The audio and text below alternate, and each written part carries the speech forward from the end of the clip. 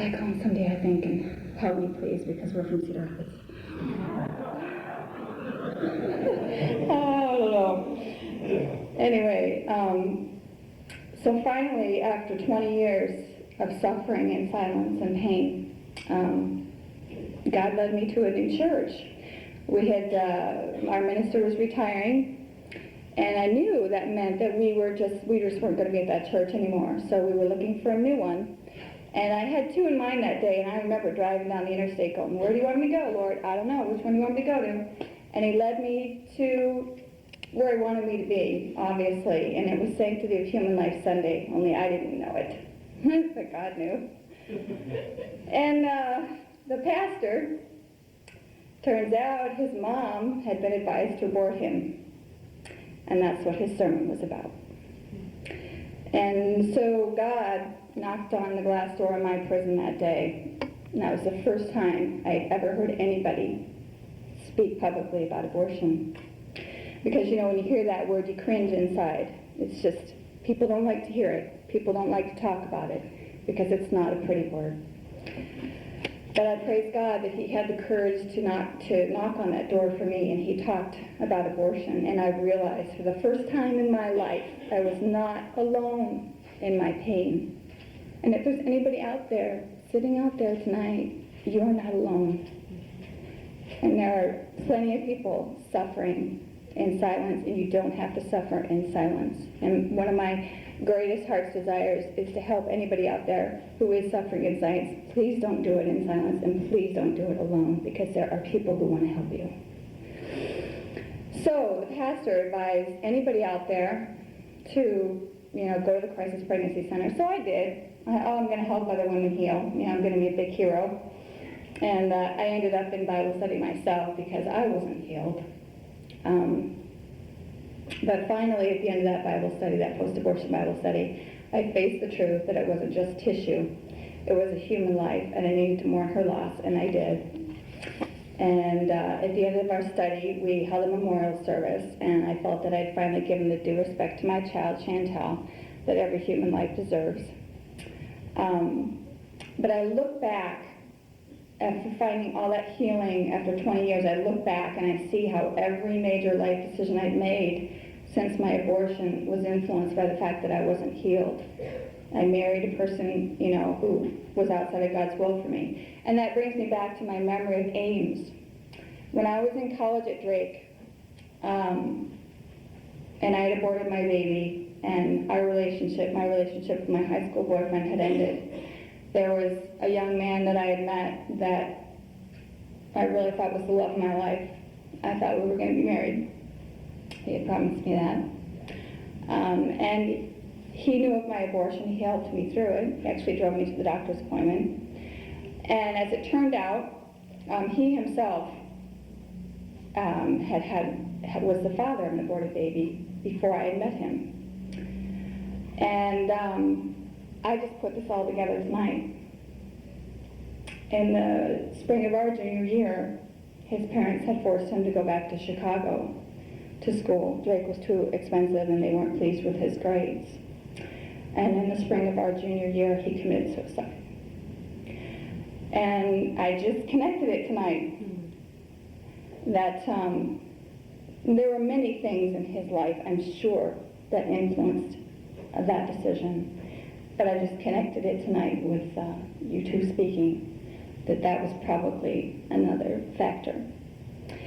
And, I am just so in awe of how God orchestrates everything and puts things together for us. And that was so difficult to deal with, losing him on top of my child, And then after that, I had two more people commit suicide in my life, an uncle and a friend.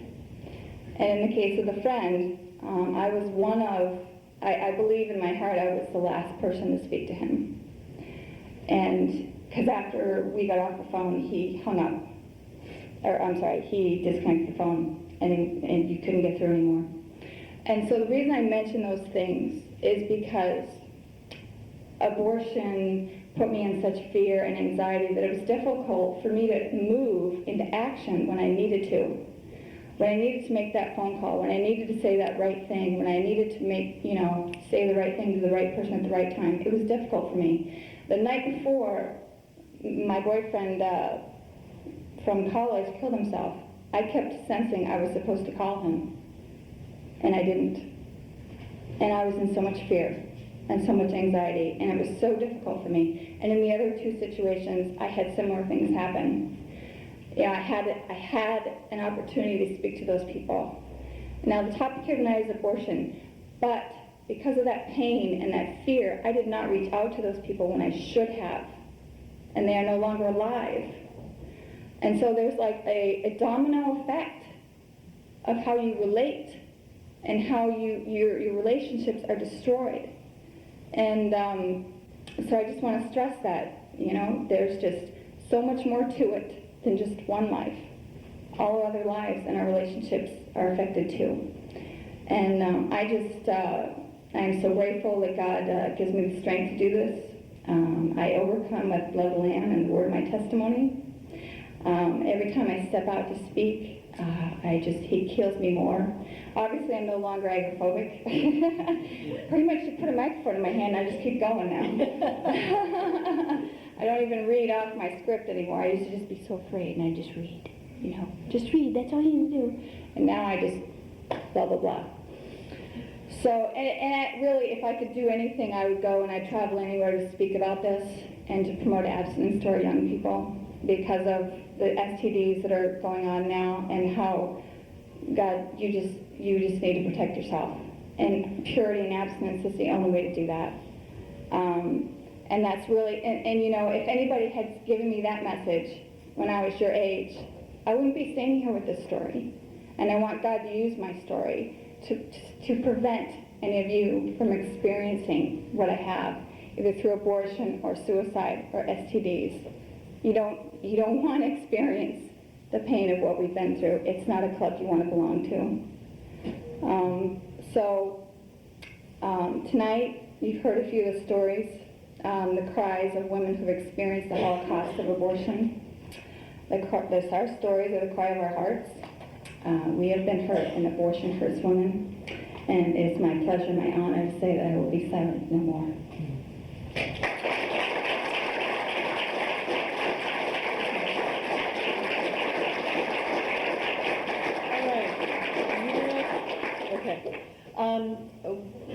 As Michelle was saying, we were in front of the Planned Parenthood clinic this afternoon saying some prayers and gathering. And it was interesting because as we stood there, I was thinking, well, they're not doing abortions here. This is reasonable. And I kept thinking, these girls are coming out with these little bags, and I realized, duh, those are pills, those are contraceptives. And my heart broke. Because in learning all the stuff that I've learned about abortion, I've also learned what contraceptive pills do to women's bodies and the problems that exist with using those pills at a young age because of the synthetic steroids that are in those products, and how even something as innocuous for some as a birth control pill does have a great deal of danger and damage that's not known. And I was thinking about all the bad chemicals in the contraceptive pills, the birth control pills, and then I thought, oh my gosh, the worst part about the pills is that they don't protect from the sexually transmitted diseases. And I just, before I left the office on Friday, I got an email from a woman, and she sent this out, and it says, according to recent testimony before the House Committee on Energy and Commerce, 3 to 4 million STDs are contracted yearly by 15 to 19-year-olds. That's 3 to 4 million new STDs, sexually transmitted diseases, for 15 to 19-year-olds. It goes on to say another 5 to 6 million sexually transmitted diseases are contracted by 20 to 24-year-olds. There's another silent killer out there and with these sexually transmitted diseases. Here on a college campus, we would all be remiss if we didn't talk about this for a moment and specifically mention to the young women and men that there's a new virus out that's referred to as the human papillomavirus. And this virus is really dangerous because A, it doesn't have a cure, and B, it often leads to cervical cancer. 5,000 women are dying annually from cervical cancer caused by HPV, human papillomavirus. These are additional facts that need to be shared. These are the realities that are being spoken in the halls of our state and federal legislatures. These are the facts that are presented by the Alan Guttmacher Institute and by the other organizations that do this type of research. We have to get this information out. It is really important. We are honored to be here to answer questions. We do know you all have classes. If there's any other questions, please feel free to come to the microphone and ask them. We welcome the opportunity to share with people who want to ask fair and reasonable questions and not antagonistic questions. We are not here to get into debates. Yes, ma'am. It's hot. Is it on? Yeah. I was just wondering if you could discuss some of these policies that you have for reducing the need for abortions. You mean the types of things that we need to be doing so that women don't have to choose abortion? Not the types, what you plan on doing for them, like the actual policies. We're not suggesting any policies. We recognize that women's choice isn't something we can regulate, but we need to offer them other choices. And it's not something we can legislate in terms of building a law that says every state has to have a woman review a sonogram before she has an abortion. And we're not proposing that kind of thing. That's not what I'm asking. Oh, I'm sorry. Like, increased health care funding for women, prenatal care for women. Actually, we're not suggesting increasing any of those things. We're just wanting to make women and make everybody aware of those things that already exist. For instance, in this country, you can now get prenatal care if you're an immigrant for your child, even though you're an illegal immigrant, if you will, because of a law that President Bush passed a few years ago. I think it's called, I want to say it's the S-chip, but that's the V-chip thing that parents have as the, I get my things mixed up there now and then. So it's really making available what's out there. For instance, the custody issue. Women are entitled to child care support from the father of the child, but they don't know it. They don't know that Medicare is a health care opportunity that a young woman like you or any of the women in here have access to, but don't know about. Yeah, but you referenced me as a woman myself. I am a woman with no health insurance. I am a woman who financially am not available for Medicare. And so if I became pregnant, I would have no option for my own health care.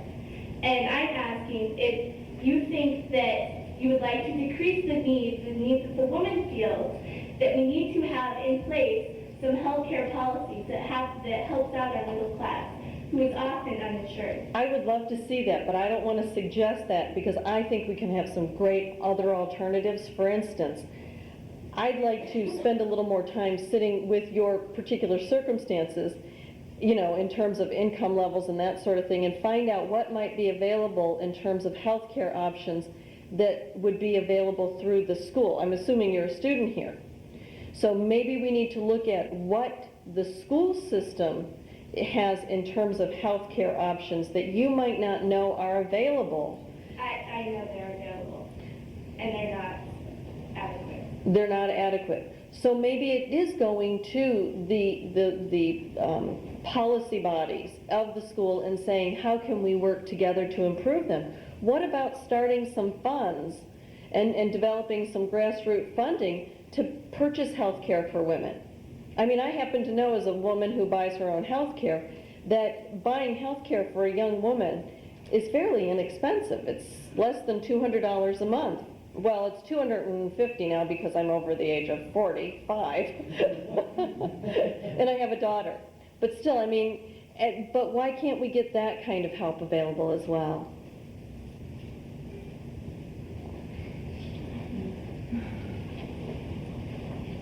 Anybody else?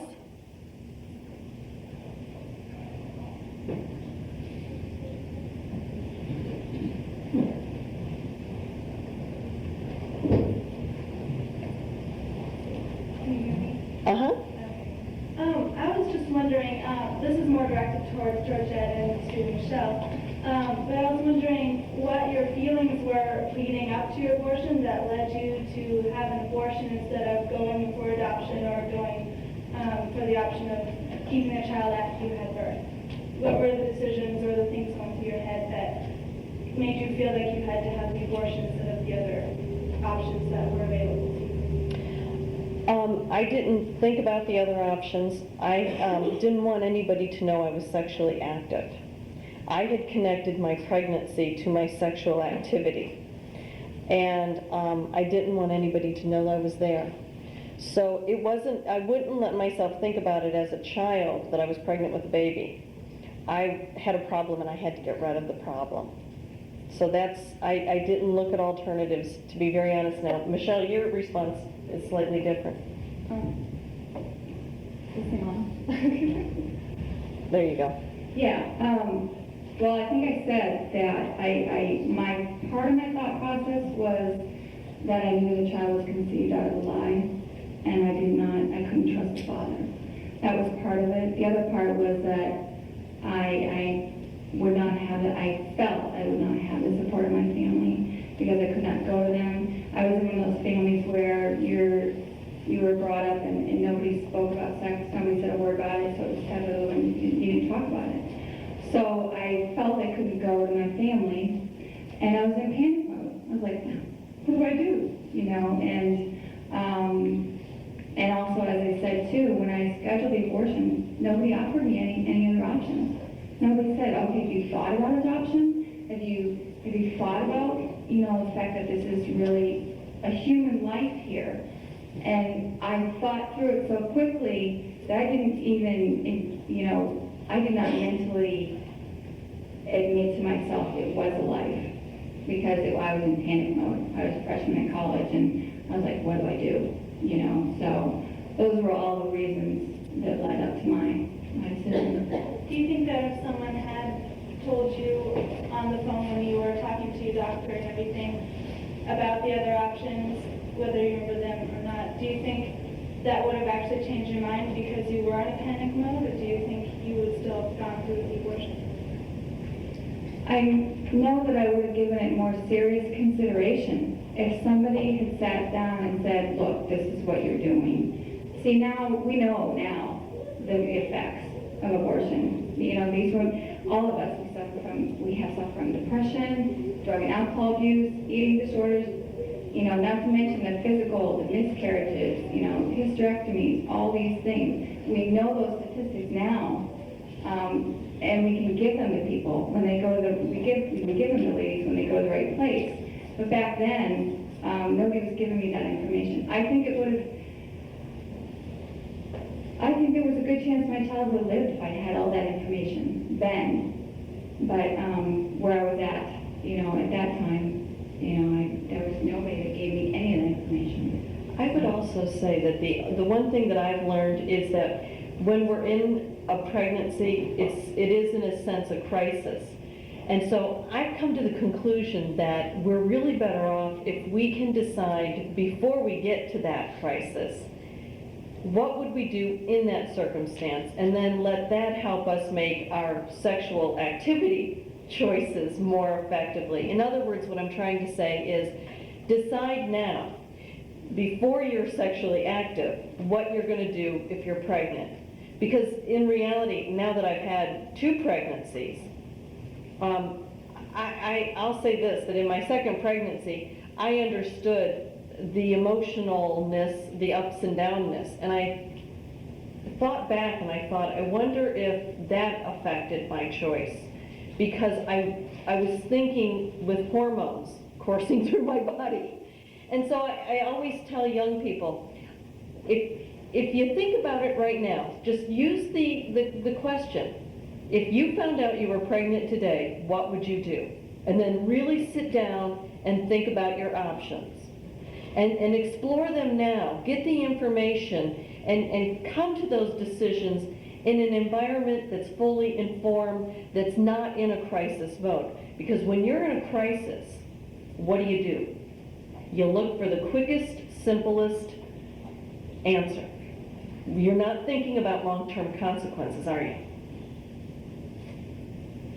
You just like, give me the Band-Aid and make this go away.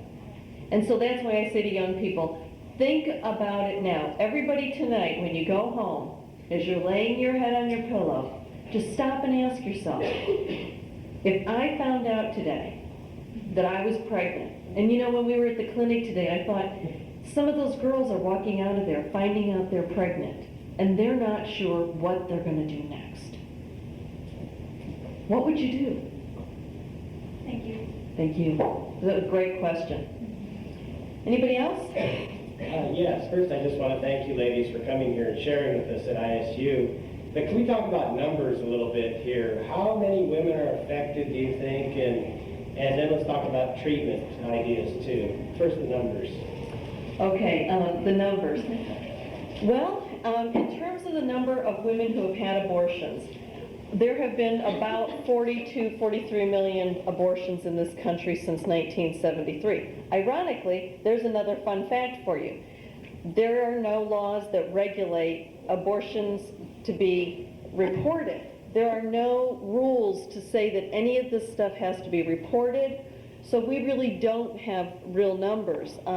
Some states report, but some states, and two of the states that are the states where most abortions take place, New York and California, do not even report. So anyway, let's see. David Reardon, who's done a great deal of research on women who have had abortions, estimates that about 20, when you really have to pin him down, he'll say about 23 million because there's a great deal of repeat abortions happening. Many women have multiple, up to 6 or 7, 8 is an unheard of number. So that's the first thing. Just, you know, round figures, 23 to 25 million women. There are 3,600 approximately a day. Worldwide, a year, 20 million. 20 million a year, worldwide. Yeah, I just recently learned that myself. How many women do you think are adversely affected from abortions? Well, yesterday I couldn't have answered you that question, but I read a study on the plane here. And this study was done by women in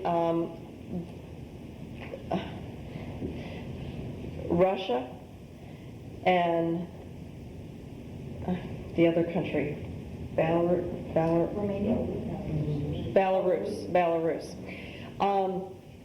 And they did the study over there thinking because abortion is totally acceptable and there's no religion, you know, it's a agnostic or atheistic state, that it would be interesting to see if there's a difference in women's responses. And I found it very interesting because they reported that 20% of the women expressed no regret, no emotion, no emotional fallout. I mean, just kind of like it was just a fact in their life. That's 20%. About 35% had an effect, it impacted their lives, but it didn't, the impact was not what they would classify as a clinical impact. It didn't meet the requirements for being clinical depression or clinical issues. Depression is the only one I can think of at the moment. They called it hyperarousal, and there was another term that they used that I found fascinating in describing this. They did find 45% that had what would be identified clinically as post-traumatic stress disorder, that it would fall under a lot of those rubrics. So you could, and what they did say in their presentation of their summary was that they were surprised that it falls within the same kind of numbers that they've seen in the States. Now that is one study that was done in 2002. I will tell you that that they would admit that there were flaws in their study because they invited people to share their stories, and those that actually chose to come in for the interviews were people who had come to some level of peace. There were people who had called to schedule interviews, but called and canceled at the last minute. There were other people that simply said there was no way they were ready to talk about it. So their sampling were from people who were willing to talk about their pain.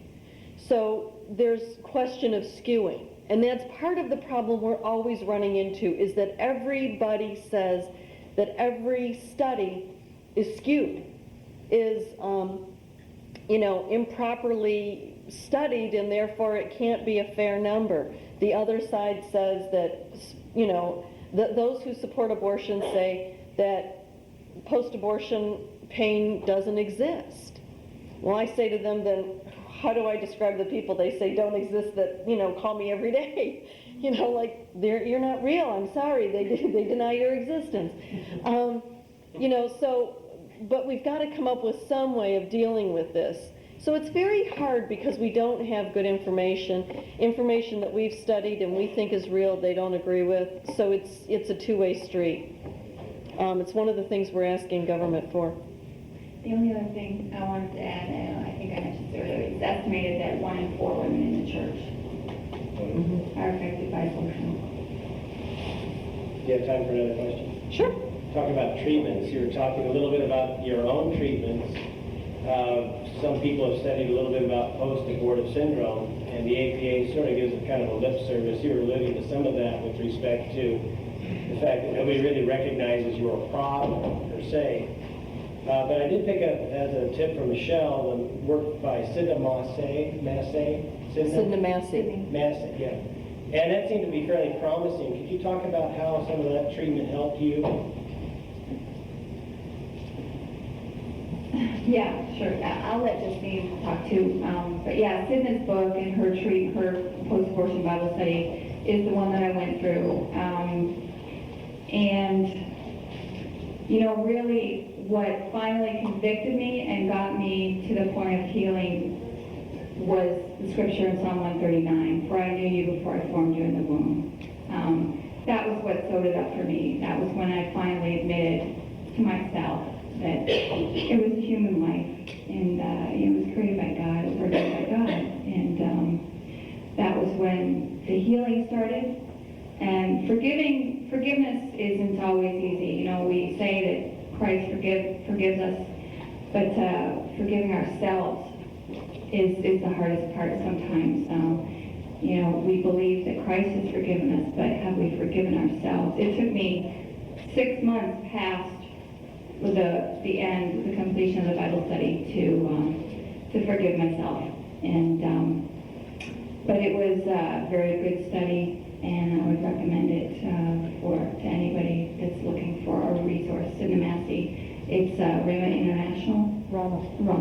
And Justine is going to meet her in April, and she's a post-abortion study leader and also uses that course. So if you want to have anything. Sidney Massey will be in Lincoln, Nebraska doing training, post-abortion outreach training. So that's April 23rd and 24th. Sidney's fabulous. She's written a great program. Her Choice to Heal is a wonderful book that I send to a lot of women when I was doing online counseling as a step and a way to begin the process. The other things that are very effective are there's a 10-week post-abortion program Bible study called Forgiven and Set Free That program is usually available through pregnancy resource centers. There's also another program called Rachel's Vineyard, which is a weekend retreat.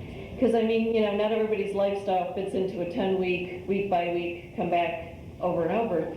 Some need the weekend retreat. And after I went through the 10-week study, and, I met Teresa Burke, who did Rachel's Vineyard. And she said, oh, you should go on a weekend retreat. And I was like, yeah, no, thank you. Like, it's hard to bring this stuff up and deal with it over and over again and look and see if there's more to dig out. Well, I thought, here we are endorsing it from the campaign's perspective, and some of the people that we're working with had never been through any specific organized healing program. And we thought, you know what, we all need to go on it. So a group of us, we did a group retreat last December. And I have to tell you that although I had gone through healing and it had been 7 years, I dug out more stuff and I learned more about who I am in the Lord. And those women that were on that retreat with us, I watched women be set free from not only the pain of abortion, but the hold that abortion had on their lives. So it was very powerful. So the weekend retreat that's known as Rachel's Vineyard, Project Rachel is a program within the Catholic Church that's very effective. There are more than 15 books that have been written on this subject and more than 21 programs nationwide on post-abortion healing. And if you want to get that information, there's a red brochure out front that says Help for Hurting Hearts. It's the other one. It looks like this. It's this color. And there's a list of resources on the back, and on the yellow brochure, there's additional resources, as well as our website has about 45 more, a bigger list. It has a bigger expanded. So if you go to the Silent No More Awareness website, you can get even more resources and more information on the books and music and so forth. Good question. Yep. I've understood that women who are in jail or incarcerated, up to 60 to 80% of those women have had abortions, and that a lot of the crimes that were committed happened either on the date of their abortion, or else around the date that their baby would have been born. And some of you have talked about, in the fall of the year you went into depression again when it was the time of your abortion. Is this something that is almost chronic with women who've had abortions? And I also understand that, that 60 to 80%, a lot of those crimes happen on those key days. The anniversary reactions can be really subconscious. You don't even think you're thinking about the baby. In fact, I never even realized the depressions. I didn't think I was thinking about the babies. But when I look back on the fall dates, September 1st was the date of my abortion. I look back and there's even physical sickness. I would be physically sick, or I could get into accidents. It's not until you look back on those dates when you're aware. And probably, crimes are committed on anniversary dates. There's actually now a couple of really neat programs that are happening within prisons. There's one in Texas that's been very successful, Morning to Joy. And then there's another one that's, I'm not sure where it's being worked out of, but it's another woman doing it, and I think it's in the Pittsburgh area actually. Sidna Massey actually has also been very involved in going into some of the prisons and starting to look at that. I was speaking last fall, and in the program there was an African-American gentleman also speaking, and he was giving his testimony. He was the father of 5 aborted babies, and he said that men in prison, 95% of the men in prison are post-abortive. And I didn't even stop and ever think about that. And he talked about some of the problems that he saw in his black community in how men perceive their role as protector. And when their children are killed by the women, it sets them into destructive behavior, abusive behavior, addiction problems, and so forth. And he went on to basically describe that in his own life, so. Just recently, they started some kind of a program with the prison system, how to bring up those kinds of issues to either the men or the women, because, you know, probably at least every other woman that you talk to would have gone through something like this. So how, as, you know, a Christian, to go ahead and approach the subject, you just point blank say, have you ever had an abortion? That's the most common question I get asked at every Q&A. It's always, how do I broach the subject with people? And the answer is easy. The answer is simply that you start wherever you are, wherever God places you, you start gossiping. Have you ever, anybody in this room ever gossiped? Start gossiping about what you heard here tonight. Start talking about the fact that you heard 3 women share their pain and how it gave you a new perspective, not of judgment, but of compassion. And all you do is you talk about that, you gossip a little bit about how, you know, good looking we all were, and how you talk about the fact that you heard this and you found out things, and that you realized that we need to be doing more to reach out, and the whole issue of abortion that's been stuck in this rhetoric needs to be re-examined. And what you've done just then is you've said to any woman that's hearing those words, you're a safe place to go.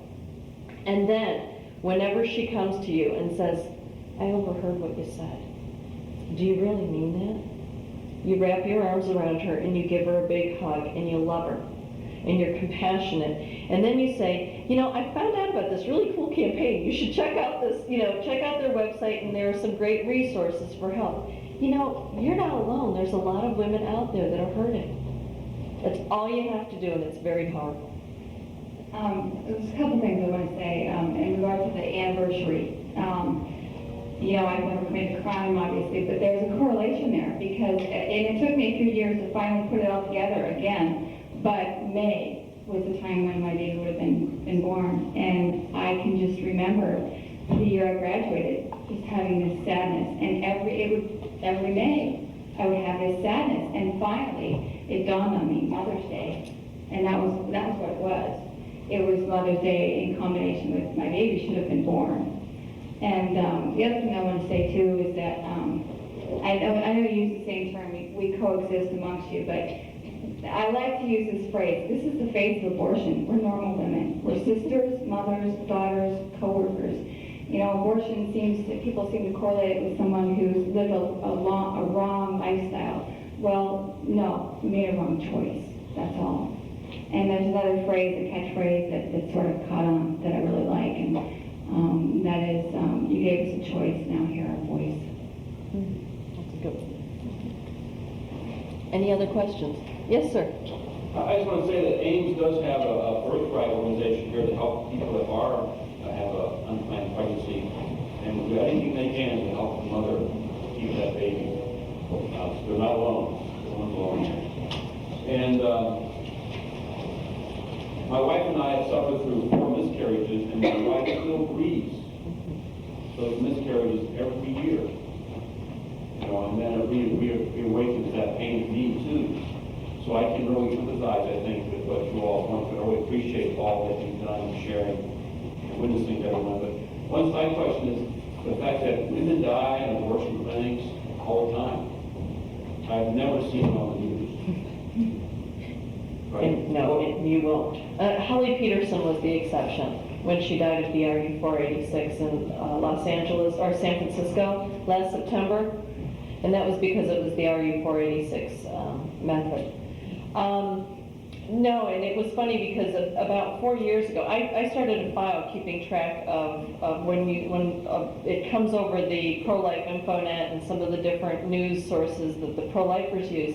I started keeping a file of all those women, and I'm always amazed that we don't warrant notice by the media, but you can understand why. I mean, it's really not easy for them to address that. The one place where I thought we'd see it was, there was a rapper, a guy who was a rapper, and his girlfriend went to a clinic, and she died in the clinic itself in New York or New Jersey. But I can't remember, I think it was the police actually worked with the clinic owner to keep the whole thing quiet. Because, you know, I mean, they look at it and they don't want to see, they look at it from the problem standpoint of, if they get this information out, we're going to start complaining to the clinics and protesting in front of clinics, and that creates angst for them. So they're looking at keeping everybody's jobs simple. I mean, it's just a practical matter. I've learned to recognize it for what it is. It's not that they're necessarily censoring us. They're just looking at how to do things practical. I mean, you know, I try not to get angry at them for it, because then I want to react in a certain way to them, and we can't, because then we fall into their, you know, into an unchristian-like character, and that's just not going to happen. You can't trust somebody that won't report the truth. I mean, Well, no, but as long as you know They're that, trustworthy. right, they're not trustworthy, but we should have known that all along anyhow. So, but if we do want to hopefully change their minds, making things worse won't do us any good. I mean, every year when Silent No More gets out there and does all these events, and we get next to no mention in the national media the day of the march or the day after the march, I want to attack the media. But I finally figured out pretty quick that if I do that, I'm really cutting my own nose off, and I'm not going to make any progress. So we have to just get more savvy about it. But it's the small pro-choice group that gets 10 minutes, and the 300,000 pro-lifers get the clip, you know.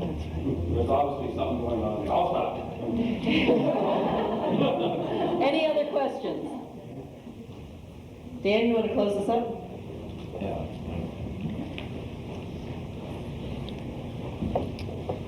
Thank you very much, Georgette, Justine, and Michelle. Really appreciate them sharing their message with us. I would just all give you a round of applause for your...